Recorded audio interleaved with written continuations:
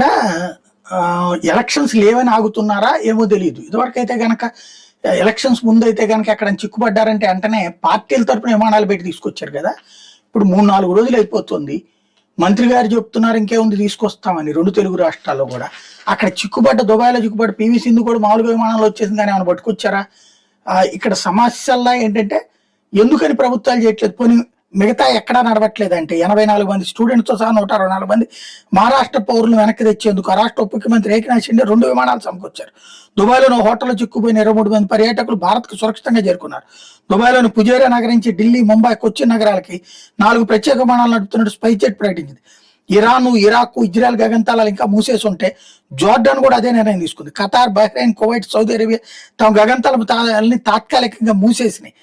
ఇప్పుడు కోఆర్డినేట్ చేసుకుని తీసుకురావాలి కదా, ఎందుకని తీసుకురావట్లేదు ఒకసారి చెక్ చేసుకుంటే బెటర్ కదా.